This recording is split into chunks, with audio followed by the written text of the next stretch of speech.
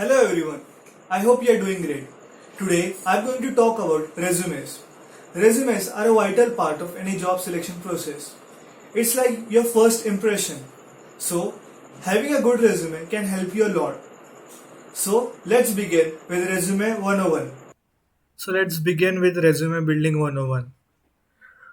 Before we jump on to resumes, I would like to tell you something about ATS, Applicant Tracking System. When you apply on a job portal or website, your resume goes through ATS. Basically, it's a software that will screen your resume. In simple terms, a machine will read it. It seems strange how can a machine read it and how will it understand? Well, to be exact, it's a text scraper that scrapes your resume for keywords that are mentioned in your job profile. The reason why a lot of people get rejected on online applications only is because of not having a resume, ATS friendly resumes. So, what do you mean by ATS friendly resume? A resume that can be read by machine. That's it. As simple as that. A machine can't read images. It can read only text and text only. So that's our first lesson. No image file, HTML file or PSD file. Only text file or PDF or a Word file. Second thing is try to include as many keywords as possible from your job description. It might help. It doesn't guarantee your selection, but it might help. Now enough about ATS. Let's start building with your resume. So for building a resume, I have this strategy of the 3S. It should be short, simple, and sweet. The ideal size of resume is one page, as I told you before, and no image format. So coming to the basic info. Irrespective of your position you're applying or the experience that you have, you should have the following things in your resume: your full name, your email ID, your contact number, a GitHub ID if you are a developer, and a LinkedIn URL. This is an optional thing, the LinkedIn URL, but I'll suggest having it in a resume. It puts a good impression. The details should be on the top of your resume, not at the bottom, side, or behind. At the top and top only. Like one of my friends, he created a resume. He applied for a job. He got a job, and the HR calls him and tells, "Ki, dude, you don't have an email ID on your resume." So that puts a real bad impression. So please don't forget these basic information things. Now coming to the content. So educational qualification. If you are a fresher, you should start with educational information. Mention your engineering degree details, the college, the branch and year of passing, pointer or percentage. And you can also mention your 12th standard details. It's optional. I don't think it's necessary, but it's okay. You can mention it. There's no big deal with it. Moving on to the next topic, internship and job experience. So this is a very important part of your resume. So you should take a proper care while writing this section. So what all should you have in this section? You should mention where you have worked, what was your position, and for how many days did you work there, what was your work, and anything special about your job. So keep it short and to the point, and try to mention the kind of tech stack that you worked on, what was the impact of your work. For example, let's say during my internship, I worked on some JavaScript project, and the project made something, the building process of a particular product from like it reduced the time to build a product from 1 month to 1.5 week. So that's the specialty of my work. So you can mention these key highlights.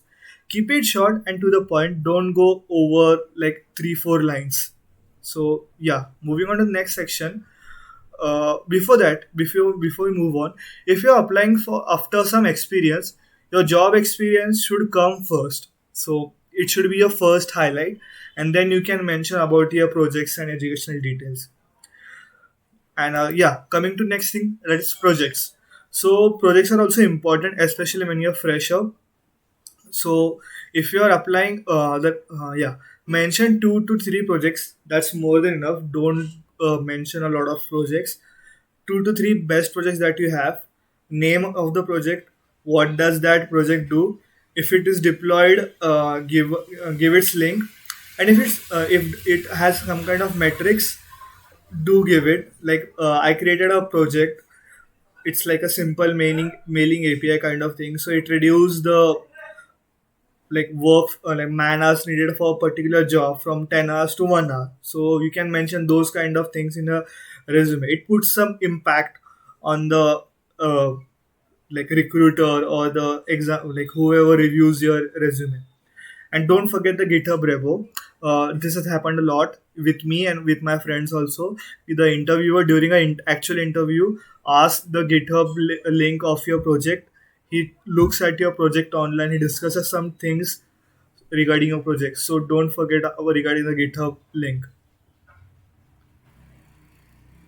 Uh, what I mean by numbers or metrics is like you can mention the accuracy. If it's a ML model, you can say accuracy, impact, speed, etc. So yes, things that will make your project stand out. To be in layman terms, things that will make your project stand out.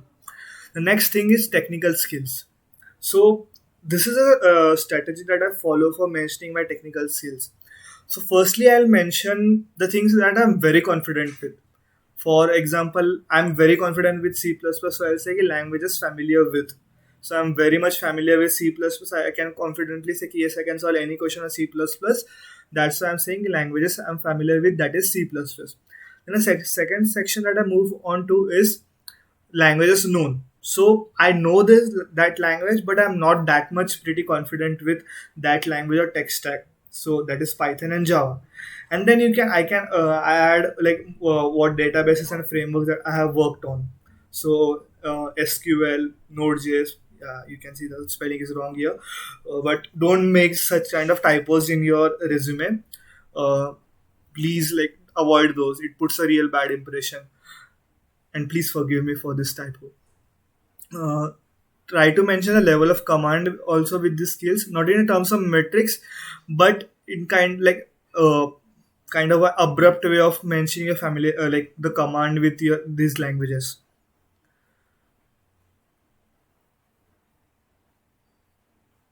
The things that I've mentioned till now are very much necessary in your resume.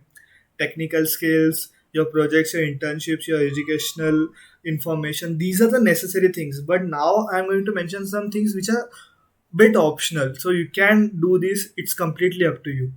So there's no one forcing you to do this, but these are some optional sections, and it can help you put a good impression on the interviewer or the recruiter. So, first one is awards and prizes. So, if you have won any hackathon or published a research paper, you can mention about it.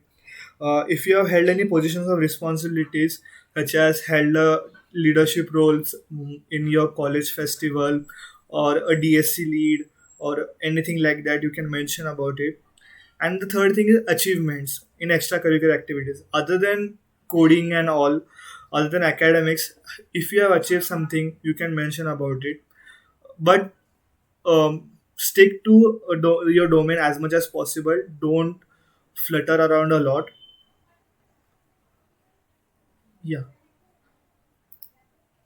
So yeah, coming to the resume template. So this is a resume template that I really appreciate a lot. Even I follow this resume template.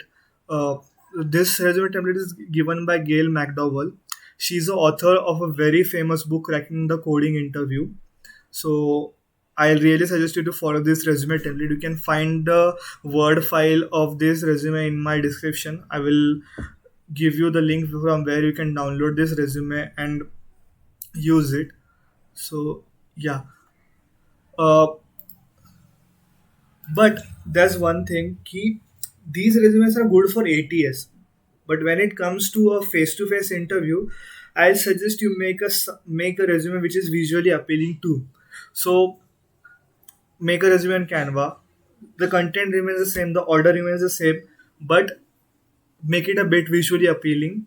It puts a really good impression. One of my seniors had such a nice visually appealing resume that his interviewer and he had a discussion about how he designs, why he chooses those kind of colors for around 15 to 20 minutes. And that thing really hit the interviewer, and he really liked the candidate, and he was selected for that job. So try to impress your interviewer in all ways possible. So I'll suggest keeping two copies of resume. One when you upload it for the online portal, that is for the ATS thing, and one when you go for a face-to-face interview. But seeing the current scenario, it's very much unlikely that you will have a face-to-face interview these days. So it's okay if you have just one simple ATS resume. It's completely fine. But if like there are perks of having a visually appealing resume too. You can post it on LinkedIn if you are looking for a job, and people will really look up to you if you have a nice, good resume. So that's what I like to say about resume. The content and the structure remains the same for both the resumes. Don't modify it along.